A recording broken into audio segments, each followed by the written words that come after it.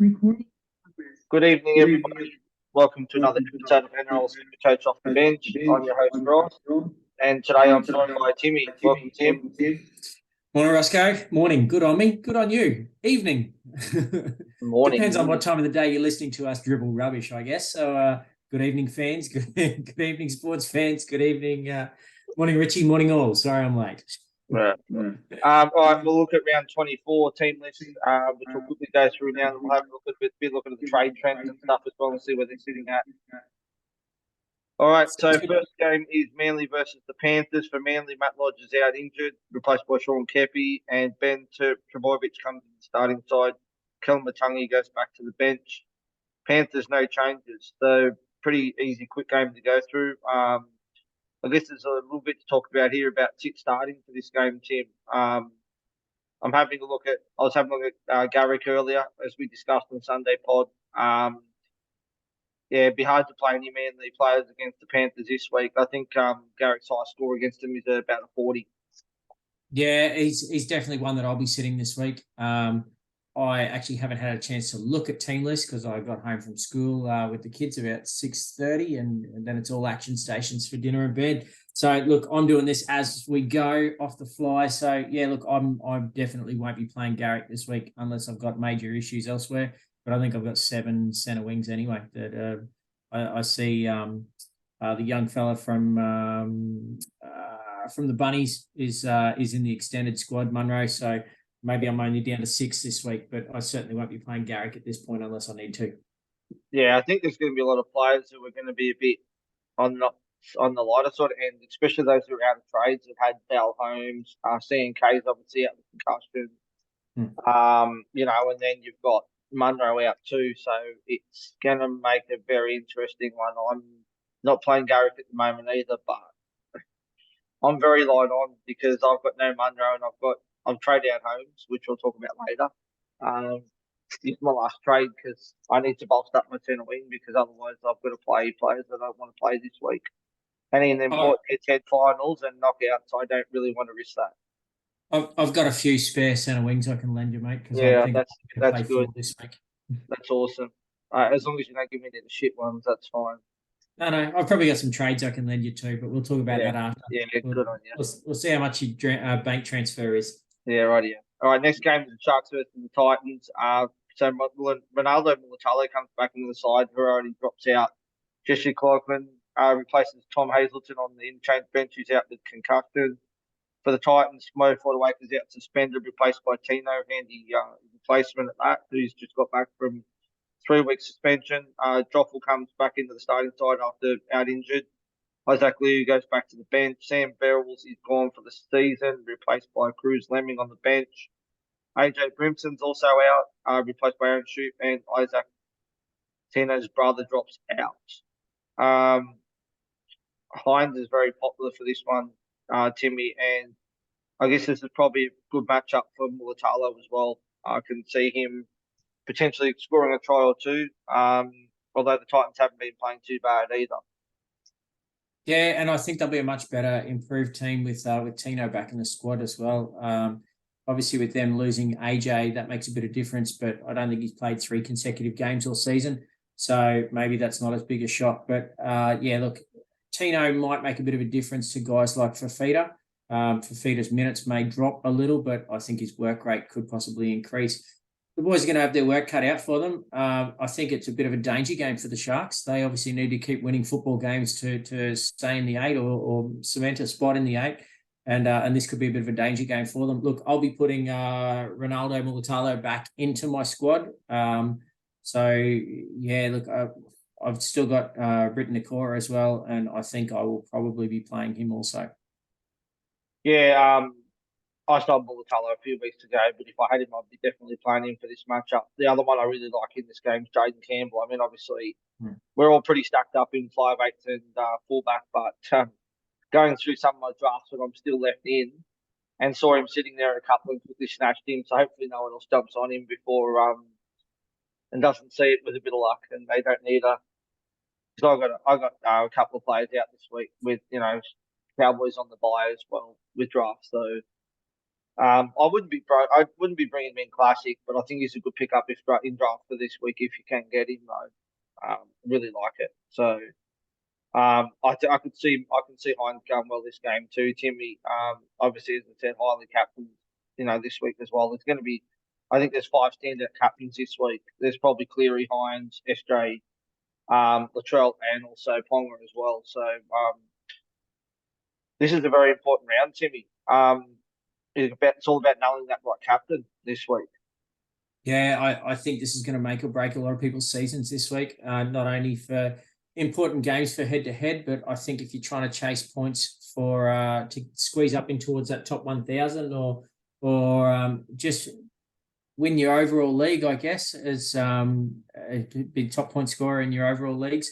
So yeah, look, it's going to be a really tough round. I think there's some great matchups for captains, and yeah, I think you're mad if you're not probably going vice captain at least on Cleary, or your next best is probably at the moment Nico Hines that we've already discussed. All right, next game is your Broncos versus the Eels. So for the Broncos, Adam Reynolds and Cove Etherington come back into the side.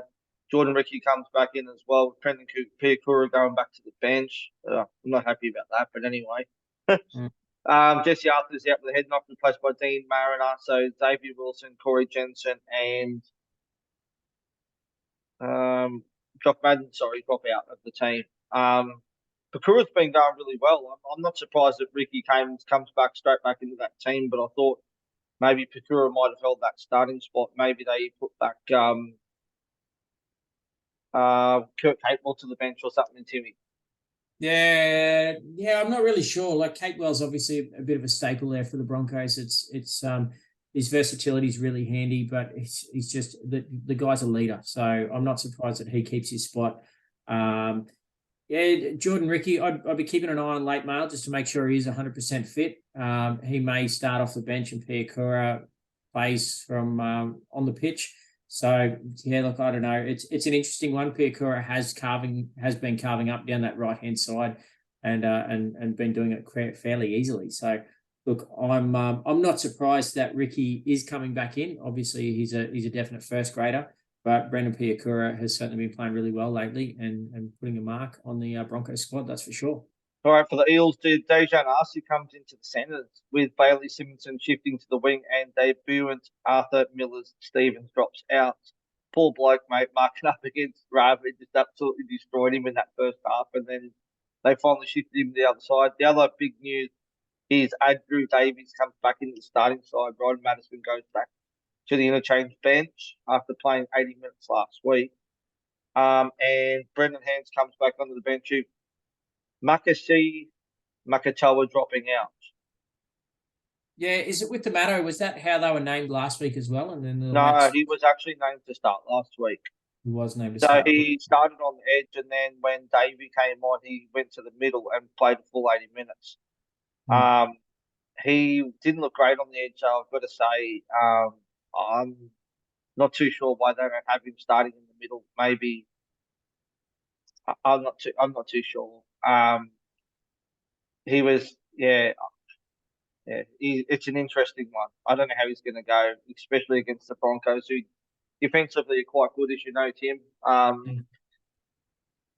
It's an interesting. I think the Broncos are probably too good in this one. I didn't think the Eels were very convincing last week against the Dragons, and if anything, they probably should have lost that game.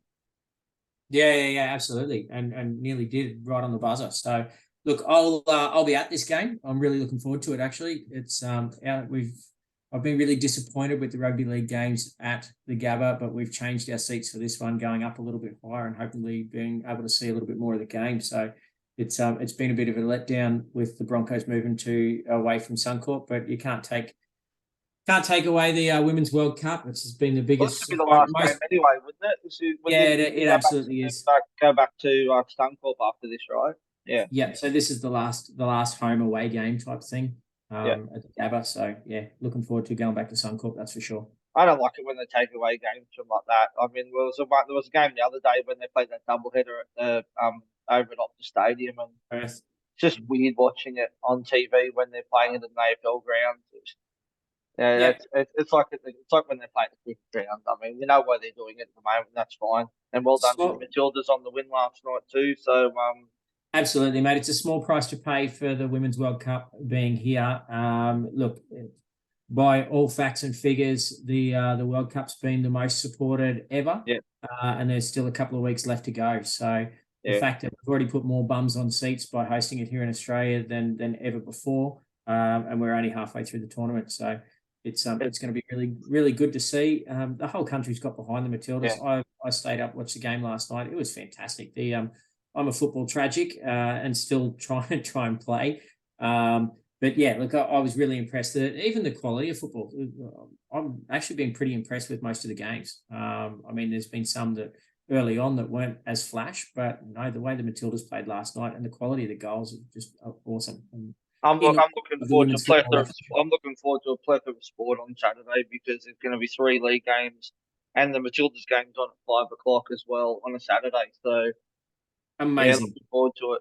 All right, but moving Absolutely. on, let's talk football. I guess back to footy, NRL that is. Southern Dragons the next game. So big points. Tyler Munro's out, replaced by Tane Milne. Thomas Burgess is out suspended, replaced by Shaq Mitchell. Jacob Host comes in the starting side for Michael Cheekham. For the Dragons, Francis Mollow's out with concussion, replaced by his brother Michael. Ben Murdoch Masilla starts at lock. Jack Bird is out injured, replaced by Moses Stooley. Zach Lomax is out with the shoulder injury as well, replaced by Max Fegai. And Toby Couchman comes on to the bench. How do you see this one playing out? Because Souths were pretty average last week against the Sharks, and Dragons looked okay against Para, I thought too. But if South are going to make a serious run for these finals, mate, this has got to be the game they've got to start clicking into gear. Surely over the last couple of months, this is the one that they've circled on the calendar, as this is not only our must win, but our must start to stamp authority on the competition. So, look, I reckon that the Bunnies are going to put on a cricket score in this. I'm a bit disappointed that Munro has been named on the extended bench. However, it's exactly how the team was named last week as well, with Milne being named and Munro on the extended bench. So it wouldn't surprise me if they swap around again. Look, Munro played pretty well. We talked about him on the Sunday night pod. Had he got full grip on a couple of those balls, look, he probably scored 2 or 3 tries throughout the match. There's a couple of defensive reads, but I mean, the guy would have been nervous as hell. I know the coach sort of talked him up a bit after the game. So look, if he's not in first grade this week, I don't think he's going to be staying out for long. I've got no doubt that the guy can play well. He certainly looks big enough. And yeah, probably got a bit of speed by him from some of the runs he started to take as well. So I was pretty impressed. I don't think he'll be missing for long if he misses out this week. Yeah. I think we're all hoping this is going to be an ideal matchup for him too. So I think we're all hoping he's going to play, and he's still good. But I'm not convinced after he started last week that he is going to, unfortunately, play this week. But fingers crossed. See what happens. Interesting question for you, mate. I've got Cody Walker. I brought him in. I know we talked about this again on the Sunday pod, but I brought Cody in as an alternative. Well, I sold Gutho and brought Cody in via Kalen Ponga, which I can't even spit the words out properly. After Origin, and look, I've been really disappointed. Not only Walker lost me cash, but he's just not scoring the points. I'm not sure if it's just the fact that the Bunnies aren't quite clicking. Are they? I don't know what's going on down in Sydney with you guys. The bloody Roosters are crap. The Bunnies are crap. What's going on? I think they just haven't clicked yet. I think they've been so used to having Tap in that fullback position that you've got to remember Latrell hasn't played for like 10 weeks or something or whatever it was that he hasn't played for. Cody's been shit, and Cody's a really good footballer, but he's been crap for the last basically for much of the season. It's a hard one. I'd probably hang on to him for this game, but geez, it's hard to say. I mean, we're all skim on trades at the moment, and I think that's a luxury trade if you're trading at Cody Walker. I do, and I mean, the thing is, who are you going to trade him to? That's the thing. Like, have you got Munster or? Yeah, look, I've got Walker and Munster. I've currently got Teddy and Ponga at fullback. So, selling Walker, moving KP back up to 5'8" and bringing in a fullback, or moving one of my centre wings down to fullback and bringing in Toto or something like that is certainly a feasible option. Well, I don't mind the Cody Walker to Toto trade. I actually, yeah. So Don't forget South still got another buy too as well. So if you're going to probably sell him, I think this is probably the week to do it. But anyway, we'll talk about that later. Move on to the next game, the Tigers versus the Warriors. So for the Tigers, Stefano comes back from concussion. Alex Kyle goes back to the bench. Sean Ball also comes back from concussion. On the bench, replacing Atasi James. Charlie Standard's out with a hamstring injury. Doing the Tupu shift to the wing. Asa Capella going to the centre, and Justin Matamua drops out. For the Warriors, Stephen K's out with concussion, replaced by Tane Tuupiki. I'm going to say is that. I think there's a bit. We won't talk about too much about the Tigers, but for those who've still got Stefano, he's obviously back. But for the Warriors, I think CNK is a big loss because I don't think it's just a loss for him as for those who own him, but I think it's a big ramifications for DWZ as well because as we see when CNK's in that team, that's when DWZ goes well and he's not there. So he's highly traded in this week, DWZ again, and I'm not convinced that it's a good buy this week, Timmy. Yeah, it's an interesting one. He's one that I've toyed with myself, sitting at 665, 300. I think people are picking him up hoping that he's going to move to fullback, would be my logic. But yeah, I mean, anytime any team plays against the Tigers, the opponents' trade-ins seem to go through the roof. And obviously the Warriors have been playing well, so look, I get it. I'm sure when we start talking about trades in and trades out, I'm sure Javon Johnson will be right up there as well. So, look, it's an interesting one. I don't know. I think with the draw the Warriors have got, I can't fault anyone for bringing a few in. Yeah, I just don't know about DWZ without CNK there. I think it made a massive difference. He got 67 on the weekend, and one of them was off a lucky try for lucky bounce off a Sean Johnson kick. But I'm not convinced it's a good trade, and I think I'd rather pay the extra 40K and probably go for Gagai or someone, with their run that they've got home. I know the Warriors have got a good run too, but I just think without CNK in that team, I just think that for those who are trading him in, don't expect, high scores without him there. So he's the one who feeds him a lot of that ball. So yeah. If you had Stefano, would you be playing him this week in this game, or would you be sitting him out? You reckon he's been plodding along? I've got Stefano, and at this stage, I'm not playing him this week. Yeah. Especially if he's just come out of 2 weeks off. So, yeah, look, he's been interesting. He's one of those ones that he's helped me out. I didn't have a front rower a couple of weeks ago. Well, when the Warriors had to buy, so I had to play him, and he got a 67 or whatever it was. Yeah. So it was pretty handy. But outside of that, look, if I could find a nice, easy way of turning him into Payne Haas, I'd probably do it, or him into AFB. Yeah. All right, next game is the Roosters versus the Dolphins. So for the Roosters, Nathan Brown is out suspended, replaced by Dylan Napa. Wow, that is very interesting. I don't think the bloke's played for an NRL game for about 2 years. And for the Dolphins, Ray Stone is back from his broken hand. I think it was he had on the bench replacing Herman SA. Timmy, I can see this being a very high-scoring game. I see that Joey Manu's, which we'll talk about when we go through the trade trends, but very highly traded in this week after a lot of people jumped off him last week. Yeah, he's been an interesting one. He's one that I was really glad that I kept because for the last 3 weeks he's been highly traded out. It's interesting because the Dolphins seem to get a lot of points scored against them, but they're generally fairly competitive games. I don't think that the Roosters are the kind of team that's going to go and put 50 or 60 on them. So, look, if you're doing some sideways trades up to Joey Manu, kind of get it, but I'd be making sure you're happy with the rest of the draw that the Roosters have got as well. I just think that there's better options out there, whether it's a Brian or a Dane Gagai or someone like that instead. I know he's scoring well, but when he has a bad game, he has a bad game and he doesn't score great. He hasn't got a good base or anything like that, but he keeps surprising me. I never jumped on him, unfortunately, so I didn't think he could keep going, but anyway. Well, he's currently got a 3-round average of 64.3 and a 5-round average of 72.8. His highest score for the season is 117 and his lowest score is 18. Their draw for the next 4 weeks, they've got Dolphins this week, then Parrot next week, West Tigers in round 26 and the Bunnies in 27. So, look, I think there's probably 2 games there that he can score really well, and 2 that might be a little bit tougher. Yeah, I think if you got him, he's a hold for the season, and you play him every week. But I just don't Absolutely. think that he's a buy. That's only my opinion. Yeah, I just think there's better options with better draws.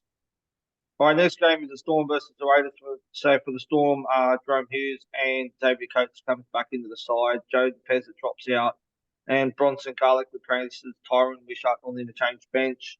For the Raiders, they've just got the one change. Seb Chris is out with a hamstring injury, replaced by Ethan Strange, who will make his NRL debut. Who, funnily enough, his sister plays for the Knights in NRL Women's Comp, and his dad also is the coach for the Roosters. So it's a bit of a family affair this weekend. Yeah, and that's pretty cool. Like, how not only is it cool to have 3 family members playing essentially in the NRL or NRLW, but they're at 3 different clubs, which makes things even more interesting. Yeah. So, might be a bit of a family shit fight for this weekend at the Strange House, I'd imagine. Yeah, imagine they're playing against each other this weekend too. A couple of them playing each other. I'm expecting the Storm to bounce back here. I think they're going to be too strong for the Raiders. I think the Raiders are playing absolute mud, and I don't even think they're going to make the 8, especially with their negative for and against. They were average as hell against the Tigers last week. This game's in Melbourne. They get the Hughes back. Timmy, I can see Munster going big this game. Look, I hope so, but if history is anything to go off, the Raiders are a bit of a bogey team for the Storm. Over the last 3 or 4 years, I think the Raiders have won more games than the Storm have. So it's and there've been some really interesting scorelines as well. So look, it wouldn't surprise me. They do not like playing the Canberra Raiders, whether that's at home or away. But look, I'm absolutely playing Munster this week. Like you said, he could be in for a big game. I think with Jerome Hughes being there, Munster's scores should elevate substantially. And fingers crossed the Storm put a cricket score on them, because I can't stand the Raiders. Certainly can't tip them. I can't tip them to win. I can't tip them to lose. Yeah. They're a shit of a team. They annoy the bejesus out of me. I tell you what, I'm not really happy that Bronson Garlic sitting on that bench now either, because he's going to become an A nightmare for me this week if I have to loop, because he'll come on and get me about 12 points. Won't be as bad as Sonny Luke getting 1, but anyway. Yeah, I was going to say 12 points. Stop gloating. My Sonny Luke and 1 point. So jam that one.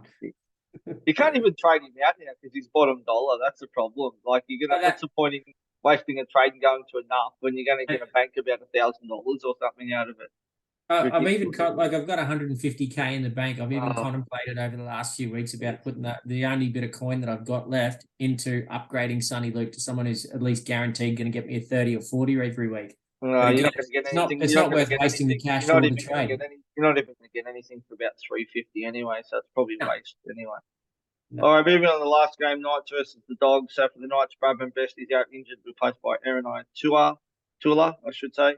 And for the Dogs, Luke Thompson plays his first game for the season, replacing Harrison Edwards on the interchange bench.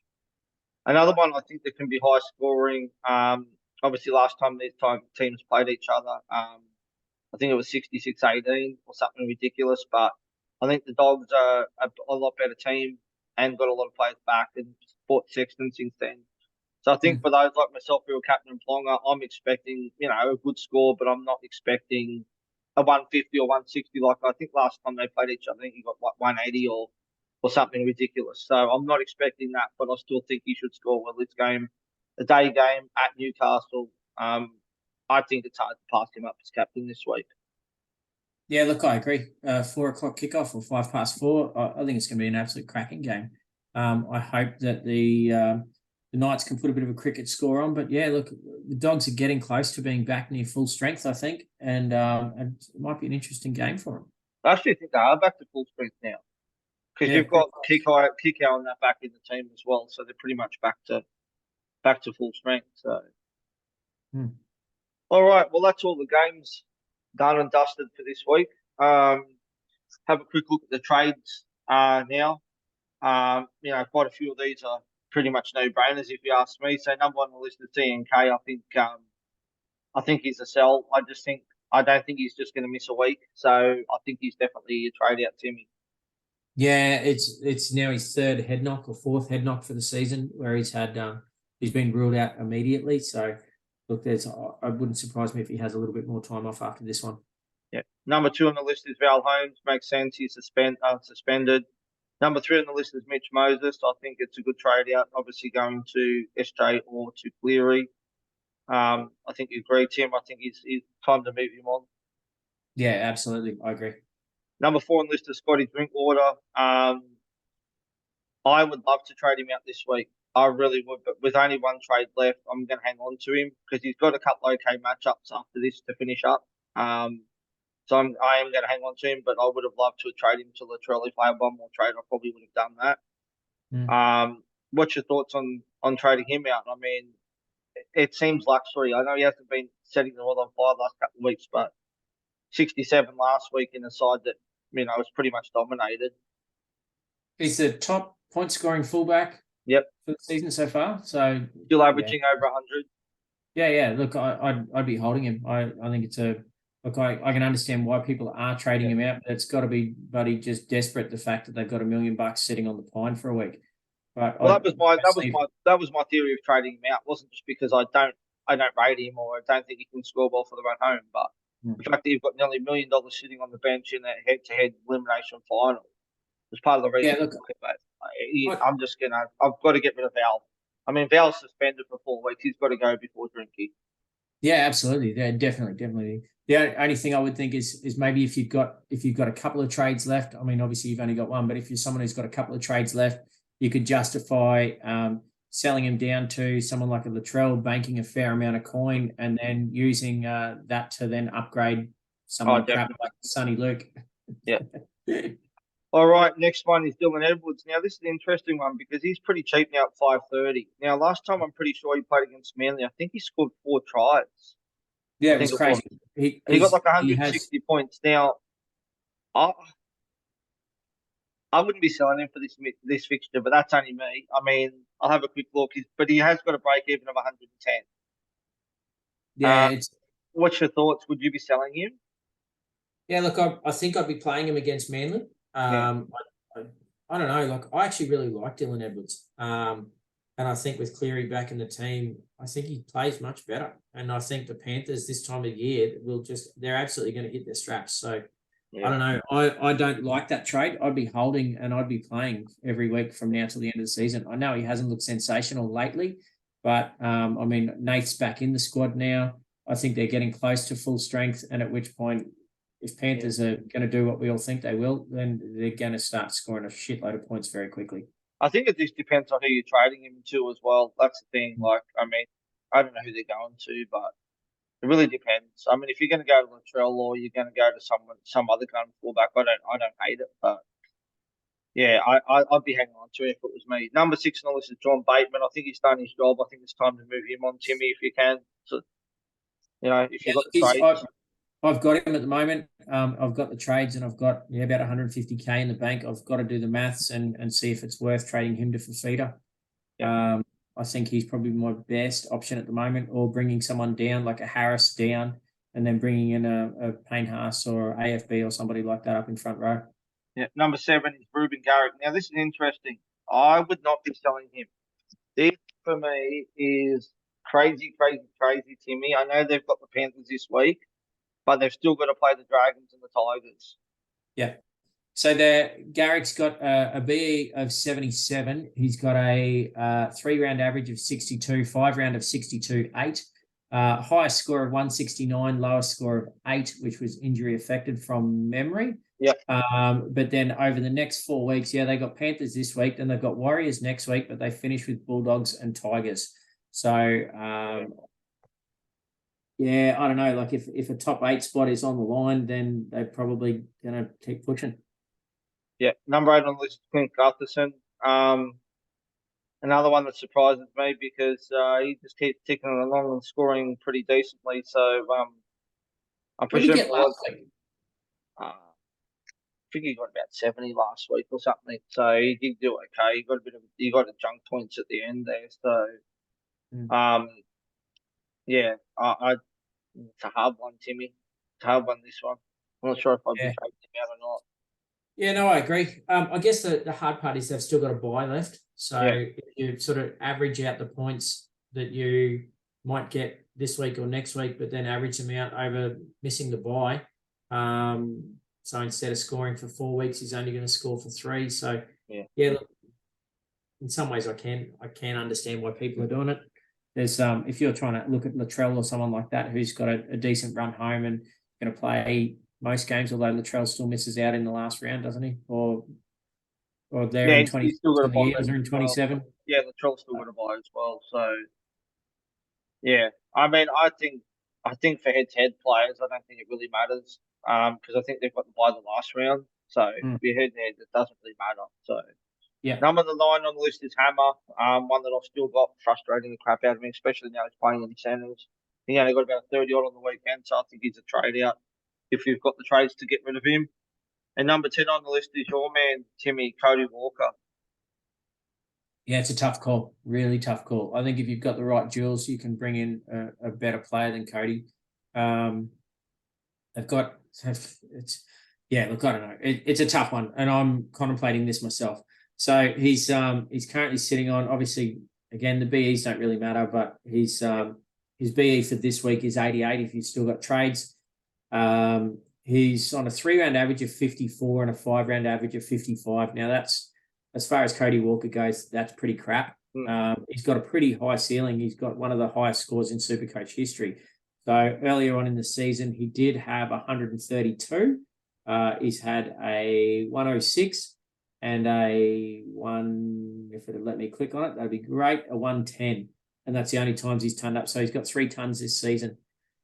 I think it's okay. I mean, they've still got a bye left. I mean, it's none of those things. As long as you're trading him to a player who's not hasn't got another bye. If you're trading him out, you want to be trading him for someone who's got no more buys left. No, and that's exactly right. So they've got the Dragons this week. They've got Newey next week, and then the bye. Then they have the Roosters in round 27. So this is what I'm contemplating at the moment. He's got the points to do all right over the next couple of weeks, but I think he's going to hurt me in round 26 when I've got 3, 4, 5 bunnies, whatever it is that I've got. That'll be on the bye. Yeah. I think if out of any of the South players, I think he'd be the first one I'd be selling to get rid of out of any of them, really. So, all right, they go through the tradings quickly. Brian Totler's number 1. I think we all agree it makes sense. He's just absolutely blitzing at the moment. I'm glad I jumped on him about probably 4 weeks ago because he's just been killing it. Number 2 on the list is Latrell. I think we both agree he's a good trading, although he hasn't been setting the world on fire. I think this is the prime matchup for him. He's just working his way back from an injury, so I think I'm going to be dreading watching this game. Yeah, absolutely. Yeah. Number 3 on the list is Jermaine Osako. I would admit, I think it's a crazy trade. I don't understand this at all. Like, I know he's scoring well, but I feel like it's chasing last week's points. Yeah, a little bit chasing, but at the end of the day, like I said on Sunday night, look, I think he's the 3rd best fullback and he's the top centre wing. It's not close. But obviously there's some players there like Toto who's starting to score consecutive hundreds and he's catching up pretty quickly. But yeah, look, it's I don't know. It's an interesting one. I really kicked myself for not playing Osako last week. I think now he's just a plug and play week in, week out. Yeah, he's been locked and loaded in my team every single week. But, I don't really have the depth that you've got in centre wing either. So it was pretty much an easy play for me last week. Number 4 on the list is Kalen Ponga. I think we both agree good trading. Although he's over $1 million now, but I think most teams should have him by now. I think he's pretty much nearly at 84% or higher in the top 5% or something owned. So yeah, I think a genuine captaincy option this week too. Yeah, absolutely. Number 5 on the list is Big Tino. I really like this trading if you can do it. He's gonna be fired up after being suspended for 3 weeks, and you've also got no fight away for this week too. So I expect a decent score out of him and decent minutes in this game, and I wouldn't be holding it against anyone for trading him in, even though he's 800k. I think the hard part for Tino too is he's probably going to beat himself up a little bit and bust his balls for the team because in some ways his actions may have cost his team some finals footy. Don't get me wrong, I don't think they would have been sitting in the top 4, but I mean they would have been every chance of maybe trying to squeeze into the 8th eighth spot, but with half a dozen other teams really. But I think the fact that he's been away for 3 weeks has really hurt him. Yeah. All right. We'll put 6 and 7 together, which is SJ and Nathan Cleary. I think we both agree that they're good trade-ins. I mean, if I was probably going to prioritise one of these two this week, I'd probably go SJ just because they play the Tigers. I mean, I know Nathan Cleary has got Manly, but as we spoke about on the pod on Sunday, halfbacks haven't generally scored that well against Manly this year. But it's Nathan Cleary. He could just turn up and get 100 points. Yeah, it's I don't know. Like I've got Cleary. I've still got Hines. While everyone was jumping off Hines, and this was sort of the week that I really wanted to have him. Yeah, look, it's a tough one because obviously SJ outscored Nico last week, but I don't know. I'm hoping to hell that it just evens itself out over these last 4 or 5 rounds. All right. Well, we've already spoken about 8 and 9, which is DWZ and Marnie. So we'll go to number 10, which is for Feeder. Timmy, I know he's one that you're looking at bringing in this week. Just doing his job again and again. Yeah. I know he didn't play 80 minutes this week, but still put out about an 80 odd. I think he updated to nearly over 90 actually after updates, and didn't even play the 80 minutes. So yeah, he's been a lock and load in my team all year, and I'm actually glad that I didn't sell him at all. I mean, there's players out there, people are trading back in that seem to be getting a bit out of reach. He's one, and I know that a lot of people are trying to get Payne Haas back in as well. Yeah, I'm in that boat. I've sold both of them early in the season, and now really want to get them back in. But at this time of the year, it's a case of you don't want to burn through your trade straight away because you could have 3 or 4 injuries next week, and then you're out of finals anyway. So, yeah. or got no chance of catching the top 1,000. So you just got to try and play smart at this time of the season, and only make your trades if you drastically need them. All right. Well, that's the trade trends and team list for this week. Timmy, trades for this week. Are you still deciding? Yeah, I've got no idea, and I'll be leaving it for as late as I possibly can. I'm finished in first in one cashy and second in the other, so I've really got to try and plan things out smart, work out which games I can afford to lose and which ones I can't, and go from there. So it'll be looking at matchups and things like that this week before I make my trades, and may even hold them for during the round and try and match some players depending on how much of a start I get. Obviously, it's going to be really interesting this week with Cleary in the first game, Nico Hines in the second game.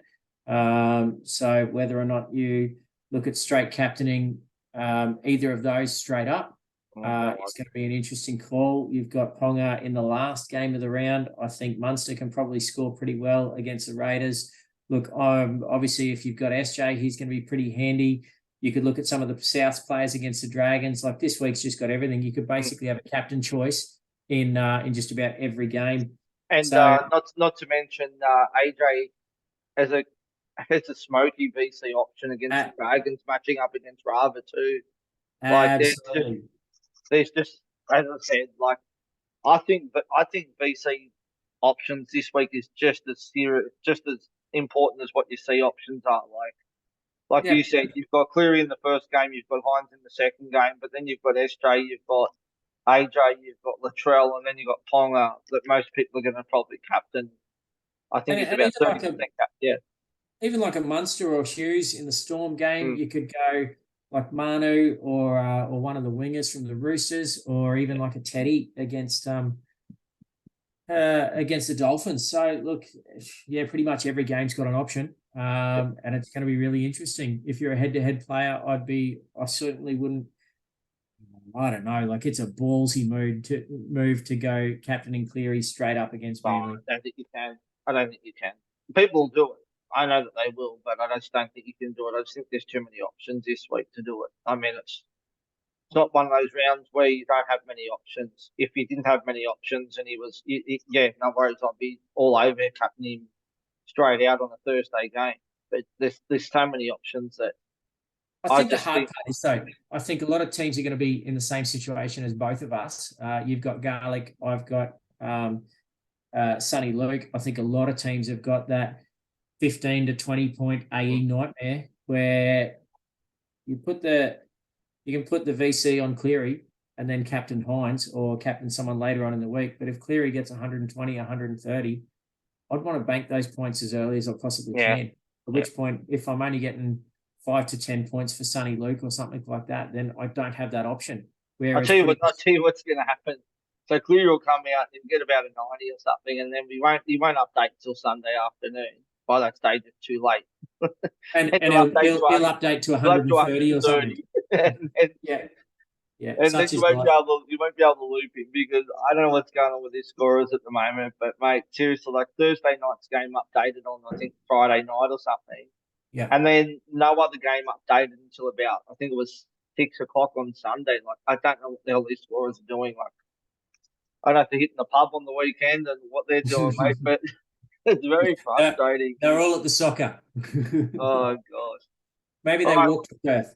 All right, for me, I am going to trade out Val this week, and I'm bringing Dane Gagai this week, which is the trade I was going to do last week. And if I hadn't done it, then I probably would have been about 30 or 40 points better off. But I'm not going to complain. I've got to make the trade on it. I just don't want to play Garrick this week against the Panthers, so I'll make the trade.